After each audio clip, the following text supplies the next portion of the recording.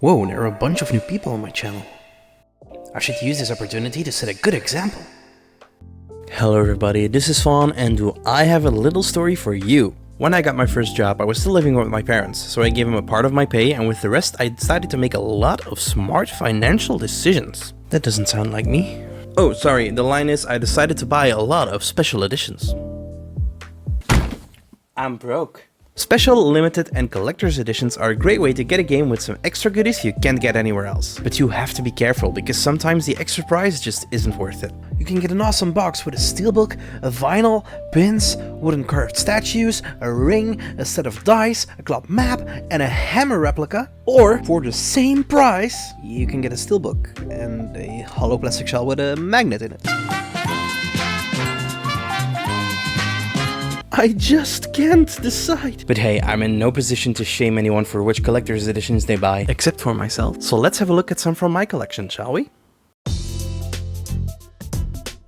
Most people buy special editions for games they really want to play. I barely played any of these, I just had a little period where I bought any special edition that wasn't too expensive and looked neat. Like Fire Emblem Three Houses and Octopath Traveler. For both of these I saw them in the store way after release, for not that much more than a regular edition would go for, so I bought them. Bravely Second though, I saw it sitting on Amazon for a good price with just one in stock. And every time I checked it, it just stared at me, asking me to buy it. Bravely Second, more like barely played the first one. It's not like I don't like these games, they just take up a lot of time and I'm busy playing other games. For these though, I have no excuse. I saw them, went neat, bought them and barely played them. But sometimes it's kind of a no-brainer to get a special edition, like Let's Go Eevee.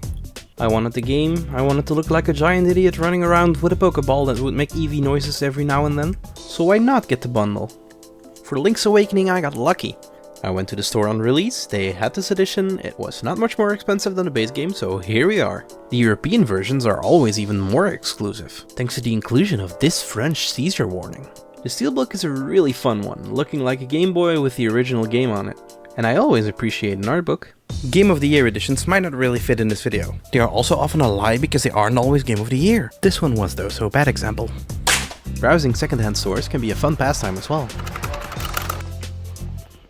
And sometimes you get lucky.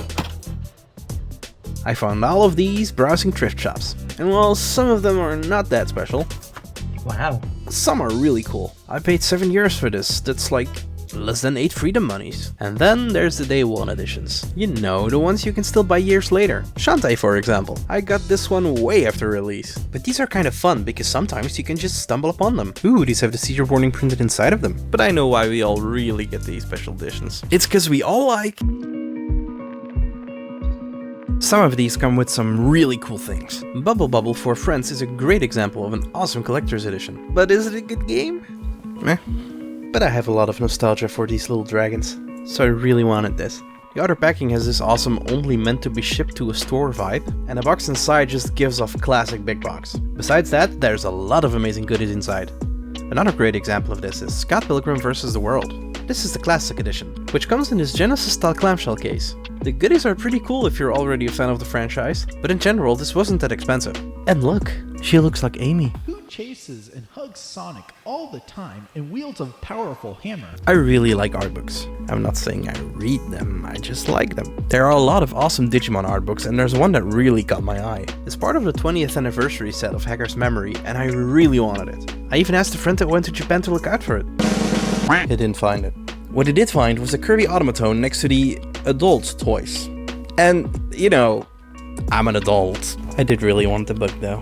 Now I already owned this game twice, and probably soon on Steam as well. So spending $50 on the book alone or $100 on the whole collection, shipping and customs not included, didn't really seem like a great idea. I didn't pay for the price, I promise. After seeing those eBay prices, I decided to go straight to the source, and bought it on Yahoo Auctions for $25. A bit more than $35 with shipping and customs included. This video is sponsored by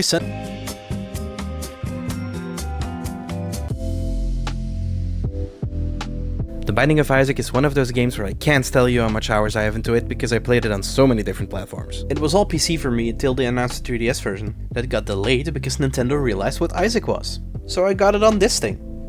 I still mostly played on PC till the game came out on Switch. This isn't a special edition or anything, but it did come with this little booklet, stickers, and the French seizure warning.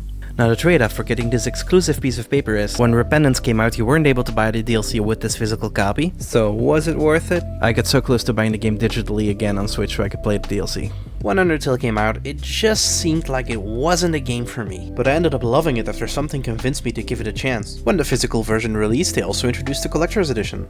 It came in this big box with a special soundtrack, sheet music, a story booklet, and one of the most awesome game collectibles. A gold-plated locket with a music box inside that plays a song from the game. I bought the PS4 version with the art book. Later on they released a Switch version as well, but it was completely the same except it came with like a small microfiber cloth. It's a nice cloth though.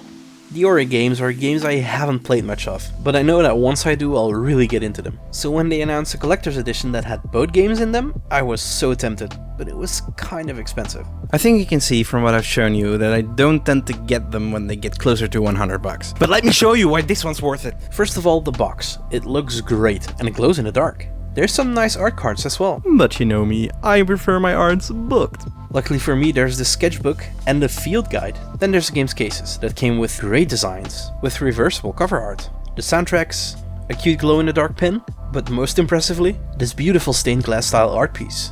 Just look at it, it's so pretty and breakable. But hey, luckily for me there aren't any other indie games that I already own multiple times that recently released multiple physical editions that look really cool.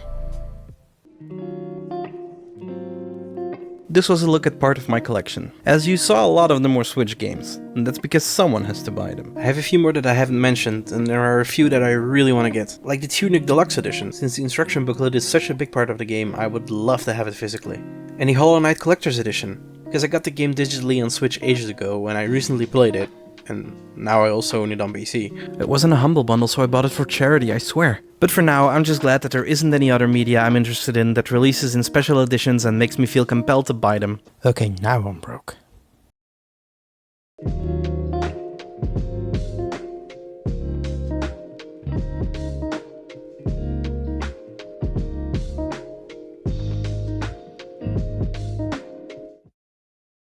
Oh, and hey, thanks for subscribing. It was really motivating to see that boost, and I hope I can bring you more content soon. Zoom in, make bad joke, cut off before I can finish.